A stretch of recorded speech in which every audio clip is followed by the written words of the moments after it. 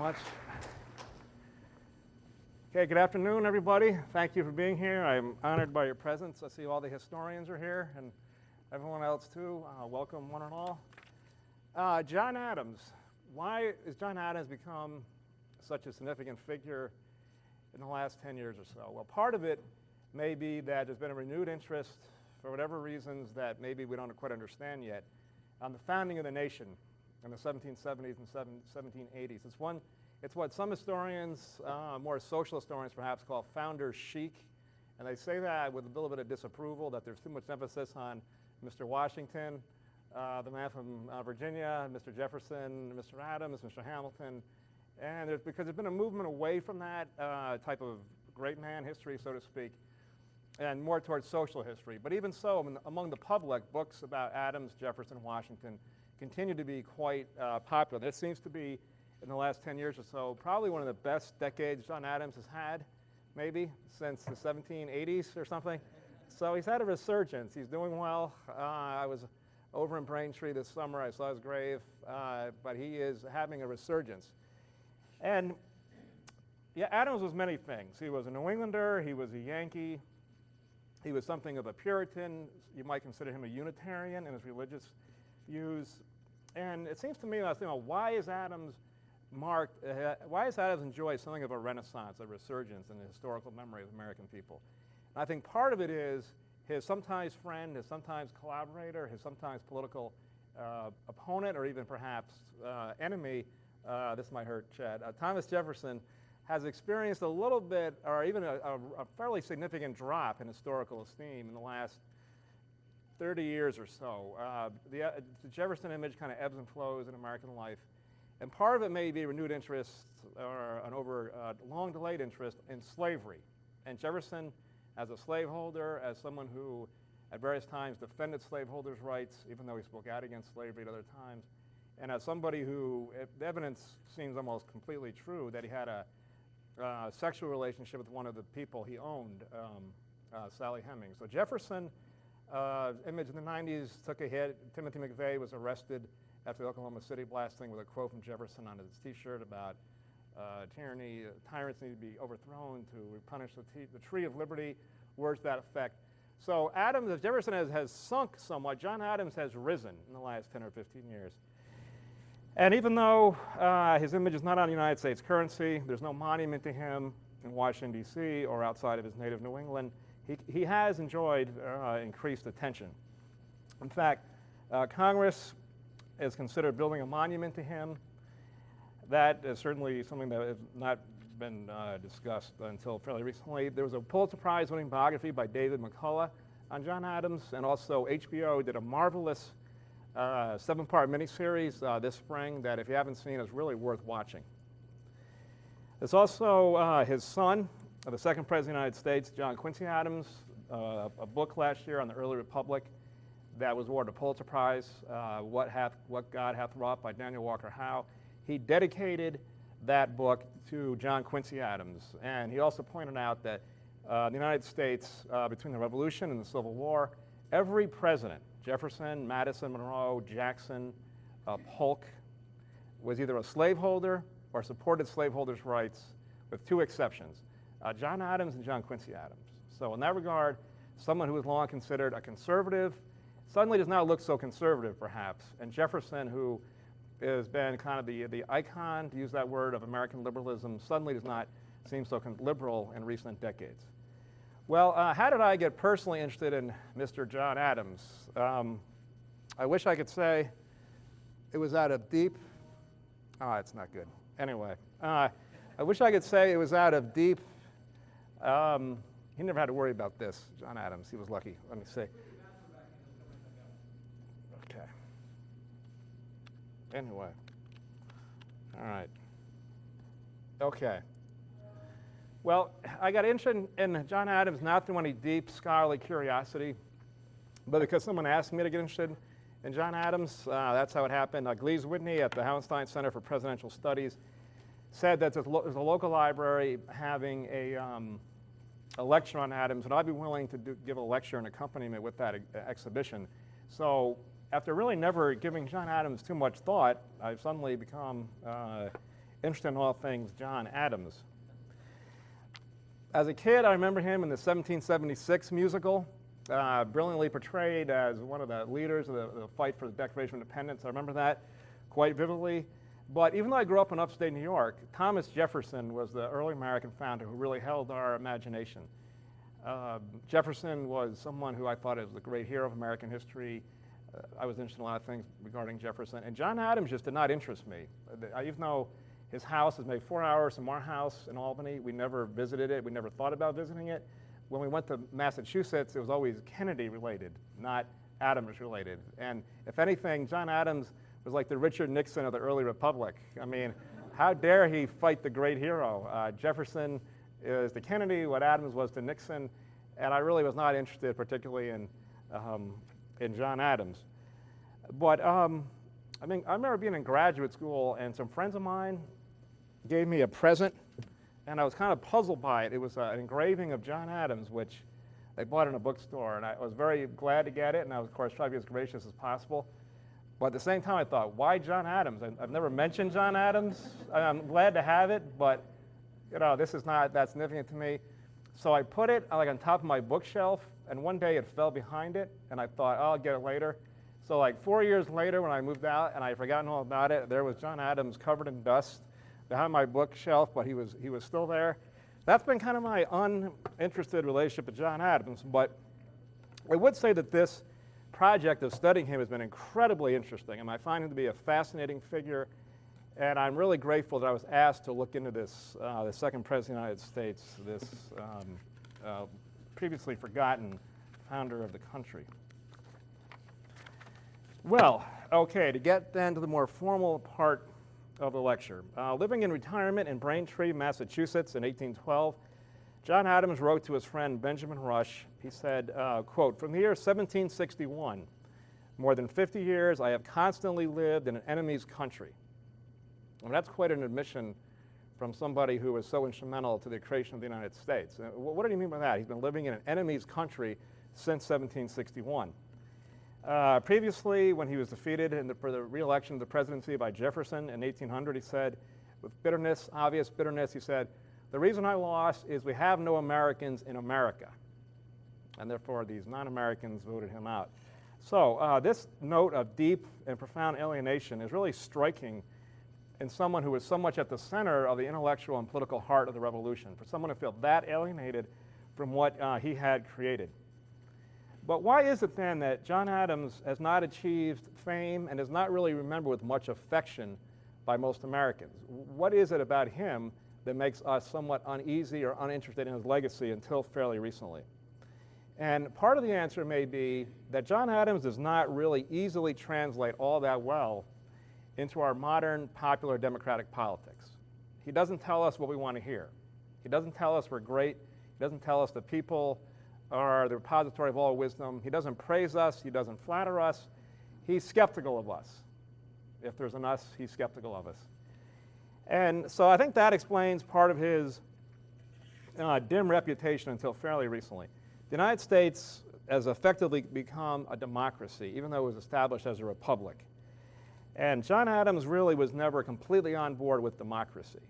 And so for that reason, and democracy is a word that our distinguished political scientists struggle to define, whatever that word may mean, John Adams was uneasy with it. So maybe that's why we're a little uneasy with him.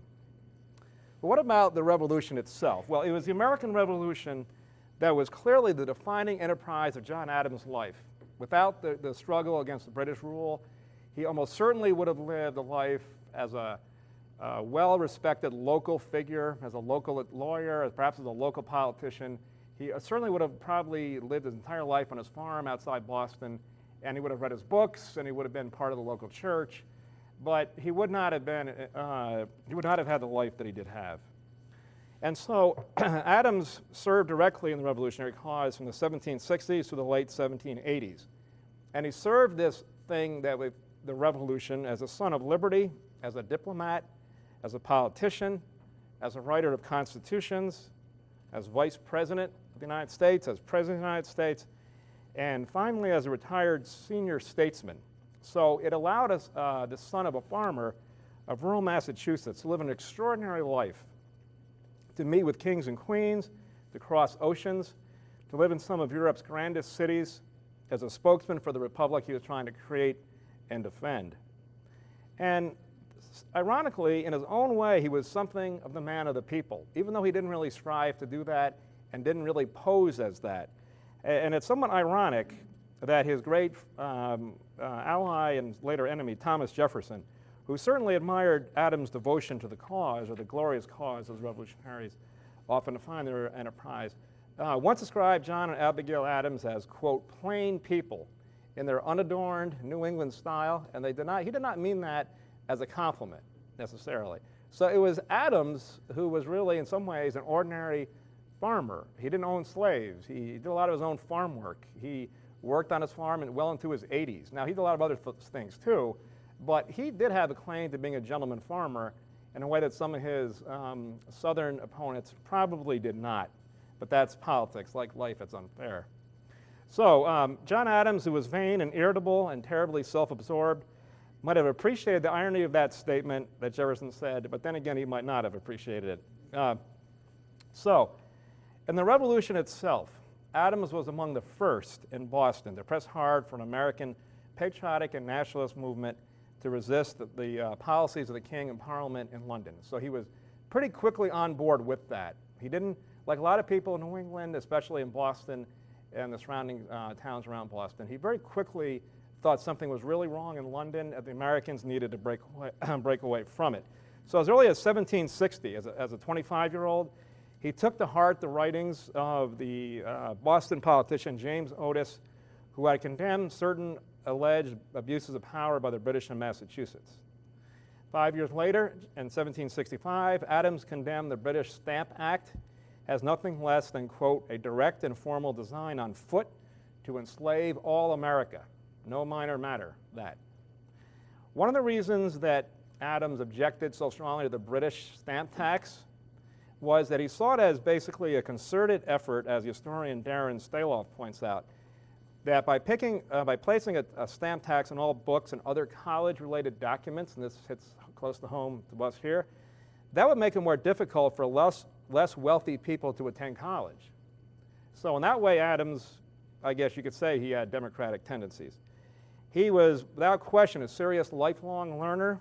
He read, he wrote, he thought, and he also believed that there was something of a natural aristocracy out there ready to emerge. Not a European fixed aristocracy as he would have understood it, and Americans did, but one of people of learning, experience, and character who would lead the nation in a Republican framework. And he was particularly sensitive that other people have the opportunity to rise based on their abilities. Upon his graduation from Harvard College in the 1750s, he was ranked not by academic achievement, but rather by his family's social standing. That's how people were ranked then, which is quite different than today. And he placed 14th on a list of 25 graduates, so roughly somewhere in the middle. But he believed that education were shut off to ordinary common people, like himself in some ways, then there was a tyranny in the making. So in that way, you can see that his ordinary or middling status did influence him. And he's not the first in American history to make that connection, including Abraham Lincoln in the Civil War period. When the royal governor of Massachusetts vetoed the election of James Otis, a patriot, for the Speaker of the Massachusetts House in 1766, Adams said this meant not only does this one particular politician not become the Speaker of the House, but that the British were trying to cut off all hopes of advancement and only put in place people who they selected and no one else. So Adams did clearly believe that people have the right to advance based on their abilities.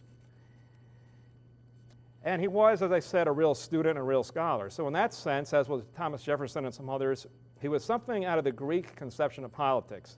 Not a philosopher king, certainly, but very much a philosopher republican. A man of wide learning and valuable experience that he gained in the crucible of the Revolution. So, Adams then, despite defending British soldiers accused of murder in the Boston Massacre, as the Patriots called it in 1770, his commitment to the American cause very much put him on the active front lines of American resistance to Britain. He served as a lawyer, as a political activist, as a theorist, and later as a politician, diplomat, and senior statesman of the new republic, And as I said earlier, finally in retirement, the sage of Braintree, although he was really too ornery and irascible to really be much of a sage. He really wasn't the welcoming, curmudgeonly type. One time some local people or visiting people from another state stopped by his home unannounced to pay tribute to the former president, and he basically upbraided them for the rudeness and not scheduling an appointment ahead of time, and they sort of said, whoa, and kind of backed off and went home. And that was John Adams, I guess, at his worst. But his opponents always respected his commitment to what he was trying to do. One of his fellow delegates, the Constitutional Convention, Richard Stockton of New Jersey, said of Adams that he was the man to whom the country is most indebted for the great measure of independency, that he was the atlas of independency. So that really drove Adams. The Americans need to be separate from Britain, and his commitment to that was total. So his work against British rule and his singular determination to throw off the rule of the Parliament and replace it with a series of new governments, all of which would ideally have a firm constitutional and republican basis, was quite unimpeachable during the Revolution itself. Now, Adams was definitely a thinker, which is rare for a politician in current days, because in part because they're so busy. Not that they're stupid or uneducated, but they have so much to do to acquire and remain in office. And 18th century politics moved at a much slower pace, and it was possible to reflect and read and think and write. And Adams was able to do that. So for him, the Revolution was more than simply a war. It was more than military achievements. He said that the Revolution was effected before the war commenced. The Revolution was in the minds and hearts of the people. This radical change in the principles, opinions, sentiments, and affections of the people was the real American Revolution. So it wasn't so much the war, it wasn't so much the triumphs of the military, but it was this change in the minds and hearts of the people as they view the British. And so the growing distrust of the British and the desire for independence was really the essence of the Revolution for Adams. And the war that followed was simply in defense of it. The war was simply an effort to secure what had already really effectively taken place, as he said. In some ways, this is a profoundly conservative view of what a revolution is. And that's one of the reasons that some on the left, I suppose, might question how much of a revolution the American Revolution was. When I was in Russian studies, and I would read the Soviet view of America, and they always referred to what we call the American Revolution as a war of independence, not a revolution. Theirs was a revolution, but not ours. I think John Adams, in some ways, would have seen their point. I'm not sure he would have agreed with much else beyond that, but I think he would have seen their point.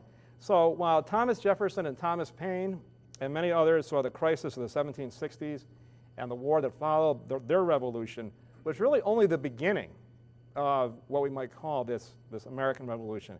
And their hope and expectation was that its impact would go far on to the future and have almost a universal application.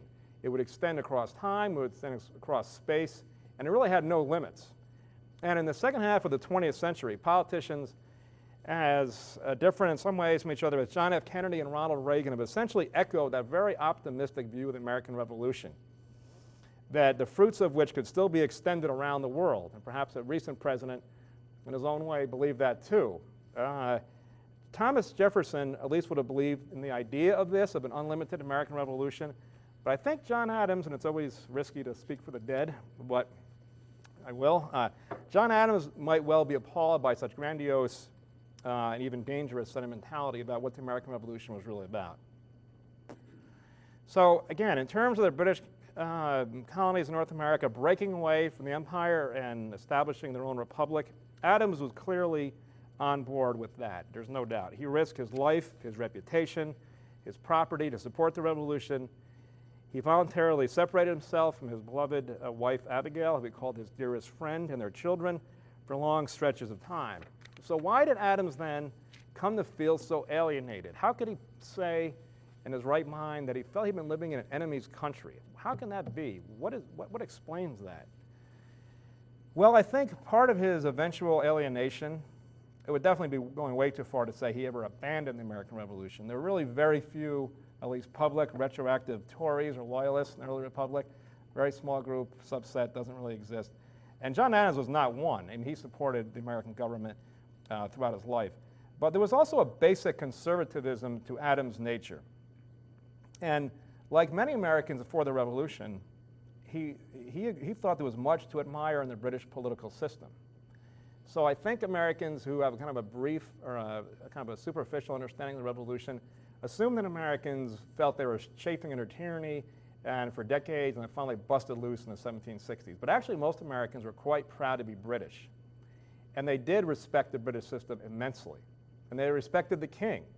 That's why Thomas Paine had to write Common Sense in 1776. A lot of Americans, while they were met at Parliament, met at the army, had a real tough time breaking away from the idea of a king.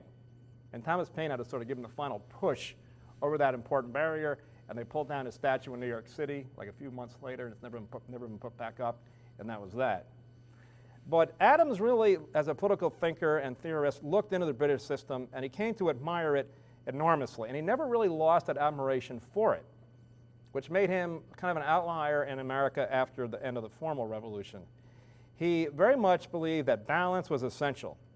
He used that word over and over again in his massive body of work on all sorts of politics. And he believed that one house in a legislature needed to be set aside for an aristocracy, either a natural one, preferably in America, and one for the people, or the Commons, as in Britain.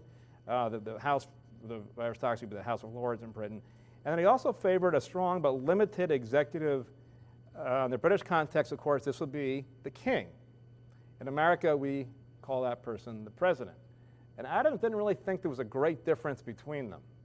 And maybe in the long sweep of time, he was onto something. I mean, we do elect and defeat our presidents, but when you look at how much focus is put on the office of the presidency, and I'm adding to this problem today as I stand here talking about John Adams, but there's so much emphasis on the presidency that in some ways, and maybe this is more in the realm of cultural anthropology or political anthropology, that the president and the king are not as far apart as we like to think they are.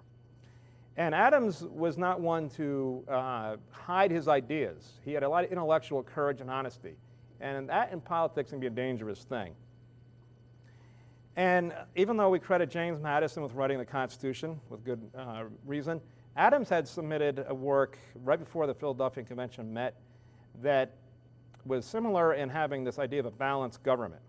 And Adams can claim some honor to being, at least in a rhetorical sense, one of the writers of the Constitution as well.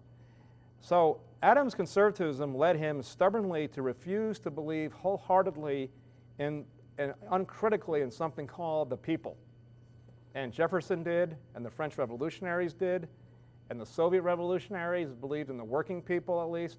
But Adams was very skeptical of that. He didn't think it was possible to have this untarnished virtue in any one group of human beings. He just didn't believe that. In his heart of hearts, he could not make that leap. And even though he, as I said, he believed very much in a balanced government, in some ways there was nothing unusual about that. In fact, during the Revolutionary period, every state except for Pennsylvania established a bicameral legislature, similar to what Adams would have urged.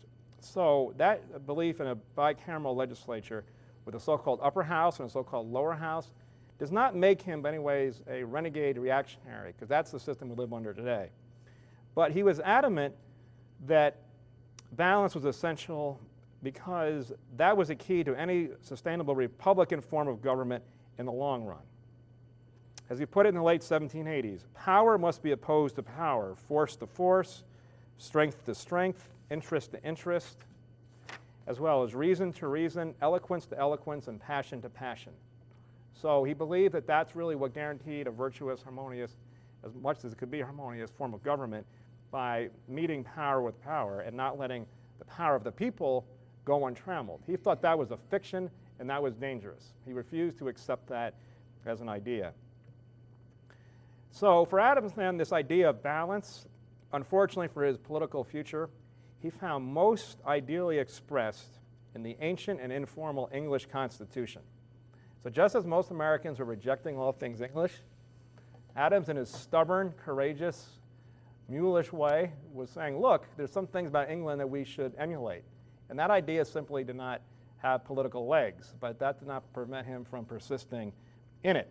And so his use of language hurt him. He made the tactical and politically imprudent mistake and referring in his writings to the monarchical, the aristocratical, and the democratical. Now, if he had just said something like an executive or a blander phrase or the singular or maybe the upper house, he might have not gotten in trouble, but he didn't do that. He also described the English Constitution as, quote, the most stupendous fabric of human invention, unquote, and later he called it a masterpiece. So this raised a lot of eyebrows, and it gave his political opponents, more importantly, ammunition to use against him. They used his own words against him fairly effectively. So, philosophically, this idea of balance was essential, but his political opponents, including Mr. Madison and Mr. Jefferson, among others, never let Adams live down those phrases, and it allowed them to charge him charge he was in effect no longer a Republican, small r, but his 3 years in England as U.S. Minister to Great Britain had somehow curdled his mind. All that time in England, all the pomp and circumstance, all the ancient English traditions, at a crucial moment in the forging of American national identity, had somehow poisoned him with his love of all things, at least politically, all things English. Now, culturally, he was not English. That's not what he was about. He didn't adopt English culture or fall in love with it quite the way that Jefferson, for example, did with the French. But politically, and above all, he was a politician, he saw they had much to offer. And so Adams clearly believed, as I said, there was a natural aristocracy of sorts, and the representatives in the United States would be best housed in a Senate with its 6-year terms, which we still have today, and he approved of the idea that they'd be elected by the state legislatures, which they were until about 1913 in most states, until the Constitution was changed. And so the Senate would be kept at a distance from the people. He also made a mistake, this American revolutionary did, when he played it in the hands of his opponents as the first vice president of the United States, when they were still trying to figure out what does it mean to be a republic that used to be part of a monarchy, how do we do it, how do we work out the protocol, the etiquette, and all these things are significant. And Americans are really struggling with it. And Adams really stepped in it, so to speak, when he suggested that the new president, George Washington, be referred to as His Majesty the President. And it was that second word that really raised a lot of eyebrows. What did he mean by His Majesty exactly? Well, others say he should be called His Excellency, which isn't all that different than His Majesty. But Majesty, again, had the connotations of kingship, of monarchy. And Adams simply, if he had a political consultant today, I mean, he would have been talked out of saying things like that. He could have focus grouped it, and he would have been told, drop the majesty word, anything but that, it's not working for you, you got to get away from that. But he didn't have that. He plowed ahead on his own stubborn New England way, and that's one reason why he was a one-term president. And there was a certain amount of suspicion after the Revolution among the revolutionary leaders, and a lot of revolutions tend to devour themselves. And the Americans, you could argue, did eventually in the Civil War, but it almost came much earlier than that in the 1790s. And there was a real lot of suspicion. And the more conservative party, if we can use that term, the Federalists, they looked at the Republican opponents as infatuated with the fanaticism of the French Revolution and trying to bring the guillotine to the streets of Philadelphia. And the Republicans looked at the Federalists, especially Adams and Hamilton for different reasons, as really being what they call Anglocrats or monarch men, that somehow, despite defeating Britain, they want to bring Britain's system over here. So there's deep suspicion, and Adams, who really was not known for restraining his true thoughts, really damaged himself with that. Even though there's no evidence to think that he was really a secret monarchist. And that was very much a dirty word in the 1790s. But again, with the phrases he used somewhat unjudiciously, he opened himself up to criticism. Okay, so Adams continued to believe then and continued to maintain his unswerving belief in that principle of balance and keeping the people somewhat away from the levers of power. Even after the establishment, even as a nation after the establishment of the Republic under the Constitution of 1787, began to develop a popular democratic political culture, which really explodes full force probably with Andrew Jackson in the 1830s. So Adams' critics, including, of course, Thomas Jefferson, thought that he had really become vaguely pro-monarchy. But given Adams' background, this is somewhat ludicrous. If there was an aristocracy in his native New England, it was the aristocracy of the learned, of people or men in this case, usually of education, including, of course, the clergy. And John Adams' background was very much rural and modest. He was of the middling sort, as a phrase was used then. Today, you would say that's the middle class. And so he was not an aristocrat in his background, certainly. But what else might explain John Adams' conservatism as we understand it? Part of it, and his conservatism I think was quite real with him, stemmed from his New England roots. New England was the most ethnically and religiously homogeneous region in the new nation. It was also the one most tethered to the past, with the fewer amount of immigrants and most connected to its heritage and its history and its ideas, especially compared to the more bustling, diverse, dynamic middle states like New York and Pennsylvania. And Adams described himself this way once: "I was never much of John Bull. I was John Yankee, and such I shall live and die." Now, New England Yankee culture tended to be traditional, and especially in this period of the late 18th century, early 19th century, it tended to be traditional, conservative, and religious. Despite being the kind of the anchor of the revolution, it was also all those other things. New Englanders also had a particular commitment to education, and they also had at least a rough economic and social equality, especially in rural areas outside the main cities such as Boston. Now, John Adams was quite steeped in this relatively stable New England world, and his family has deep roots. This summer in Braintree, I came across the grave of the first Adams and his great-great-great-grandfather, Henry Adams, who was born in the 1580s. And he came to New England and died in New England. That's how deep the roots go. Now, we tend to think of revolutionary America as a new thing in the world. We tend to think of it as a young place, and in many ways it was. But the New England that John Adams grew up in and was really steeped in deeply was also an old culture. And I think that lent him a certain natural-born conservatism in that regard. And his family had been not only in New England since the 1630s, not only in Massachusetts, but in the same town outside of Boston, Braintree. And this type of culture does not necessarily lend itself to radicalism, revolution, and experimentation, despite the war to break away from Great Britain. So Adams' religious roots in Old New England were also crucial in shaping his views. And as historian Darren Staloff explains, Adams may not have continued to believe as an Orthodox Trinitarian Christian, but he very much, by secularizing those values about the fallen nature of man, ultimately kept him from becoming a soaring rhetorical optimist about humanity. So Jefferson, for example, could celebrate the people and people in general and look to the future with great optimism. And unlike many philosophers in the late 18th century, both in America and Europe, Adams simply did not see humanity as capable of being perfected here on earth. He did not believe that was possible.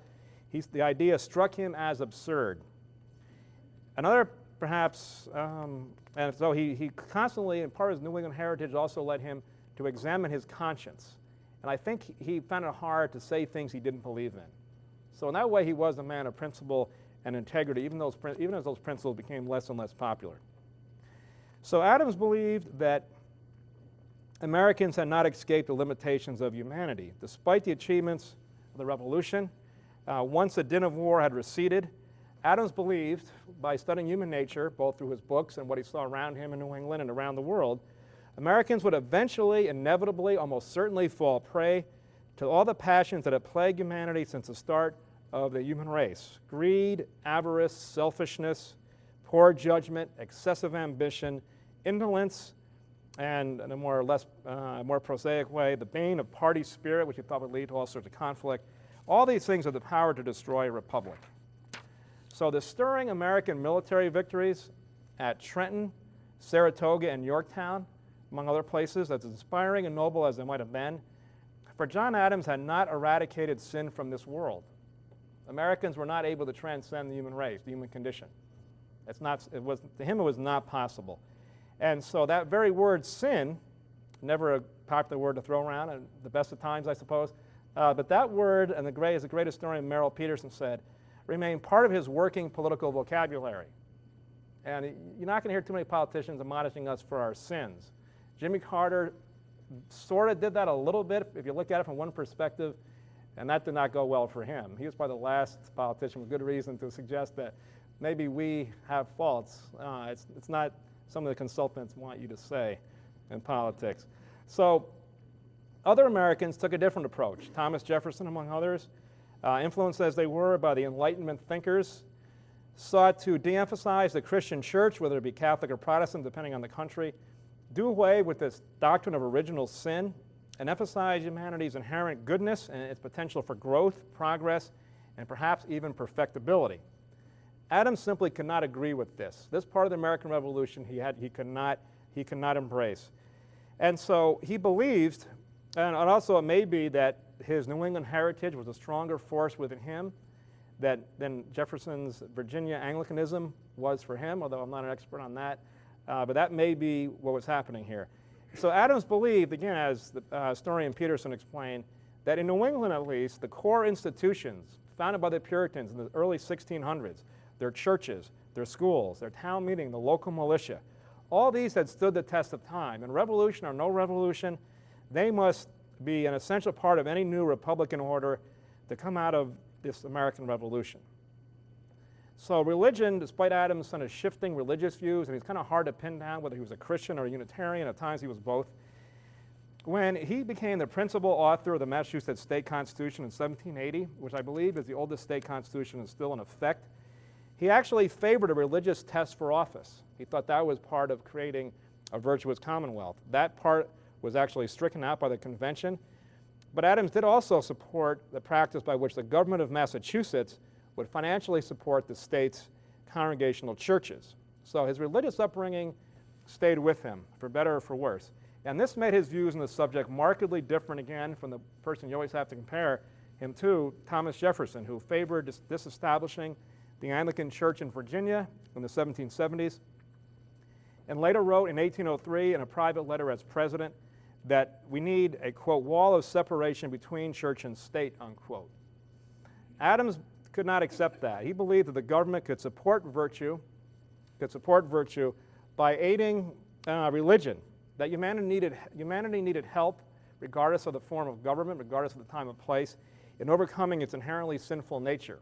And again, the American Revolution did nothing to change that. How could it, in his view? So he remained, as Merrill Peterson described him, a doubting Republican from the start. And so for Adams, the political philosopher and the descendant of Puritans, a government must be constructed then with keeping in mind at all points the all too real weaknesses of human beings. The government must be structured so that power is distributed equally across the various branches and within each branch, especially the legislative. So there must be safeguards and balances and firewalls set up to keep power diffused broadly and never fall in the hands of any one group of people. And James Madison basically saw it the same way. Now, Adams would have agreed that the people are the ultimate sovereignty in a Republican polity, but yet they could really, and this is one of the ironies of the American Constitution, they could not be fully trusted to wield that power all at once any way they wish to. So the people have the power, but the Constitution is going to make it so they really can't use it anytime they want it. And that's one of the, as other historians have pointed out, that's one of the fascinating aspects of the American Revolution. And this paradox and irony is built into the Constitution to this day. So when government moves slowly, even on an important issue, I'll pick one out of the blue, healthcare reform, where crucial legislation is seemingly stymied for months, years, even decades, we have people who thought like John Adams did to blame or to give credit for. So therefore, his view of the American Revolution, which he did so much to bring about, was not utopian. He did not necessarily consider Americans to be a special people or a chosen people or anything of the sort. So in a word, he was not necessarily an American exceptionalist who believed that special and unique qualities inherent in the American people, qualities that could not be found elsewhere. John Adams would have thought that was pretty silly when you come right down to it.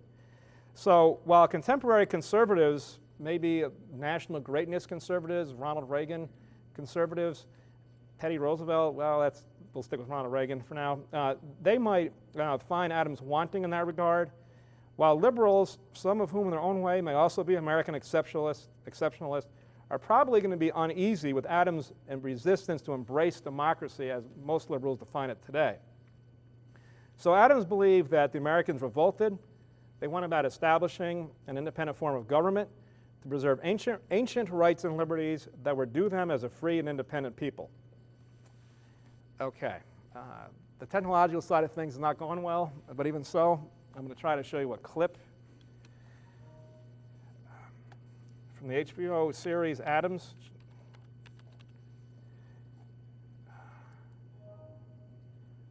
Okay, we'll see how this goes. I go through this every day in class. For those of you who have been in my classes, the constant struggle to see if it's going to work or not. Let's hope. Oh, it did. Forever. So that, if I had my outline up, you could see a challenge for historians. That's what that was. So the painting of Jonathan Trumbull really flatters the founders, but also flatters the American people as being part of this nation that was founded by such great people, like such great men by these. As recently as 1987, a book came out, The Miracle of Philadelphia. I think John Adams would have thought that just simply doesn't really ultimately help us much to think of it in that way. That's a fascinating, I'm not sure it actually happened that way, but I think that's kind of an insight into what he thought as he approached the end of his life. So for one of us come down to us in some ways as a conservative and a proverbial great man, John Adams himself did not subscribe to the great man theory of history. He once wrote while in retirement, "It is a common observation, as we just saw it, nothing is so false as modern history. I should add that nothing is so false as modern history except modern American history." Now, it may be that he was skeptical about the way the American Revolution was already being written, and that he was being left out more than he would have liked. And John Adams had a massive ego. The word vain is used over and over again. And so that word, I think, when you see it written enough, you have to start to think there's something there. But he said his belief and fear was that the revolution would be reduced to the essence of the whole. The essence of the whole will be that Dr. Franklin's electrical rod smote the earth and out sprang General Washington. That Franklin electrified him with his rod, and thenceforward these two conducted all the policies, negotiations, legislatures, and war. So maybe if he had been included, he would have been happier with this theory, but he felt left out. He thought this was highly fanciful and unrealistic. The real history was much more loose and unpredictable. It was not made by gods or semi-gods, but it happened as a result of contingency, chance, and unintended consequences. As the historian Joseph Ellis described Adams' thinking along those lines, it was patched and piebald then, as it is now, ever was, ever will be, world without end. Toward the end of his life, when one young man congratulated him for being part of a great generation, we've heard that phrase in recent years in best-selling books, he admonished him, which he tended to do to people who praised him. He wasn't an easy man to flatter. He admonished him somewhat by replying, "I ought not to object to your reverence for your fathers, but meaning those concerned with the direction of public affairs, but to tell you a very great secret. As far as I am capable of comparing the merit of different periods, I have no reason to believe that we were better than you are." So Adams did not believe that the Americans had transcended through this great generation the human condition. So for someone being accused so often being vain, this was quite a thing to say. Now the last thing in my outline said, final words, July 4th, 1826. And so on the 50th anniversary, what the nation celebrates that as his birthday, John Adams left this world somewhat alienated from the increasingly self-congratulatory democracy he saw spring into existence all around him, especially in the decade after the war, end of the War of 1812. His last words then on July 4th, 1826, and the 50th anniversary of the nation's birth, were that Thomas Jefferson, who, and one of the great ironies that Americans took to be God's blessing on the Revolution, died that same day. And Adams' last words supposedly were, "Thomas Jefferson survives. He does indeed, and in his own way, haunting us with his troubling idea that we are perhaps not all that we like to think we are. So does John Adams." Thank you.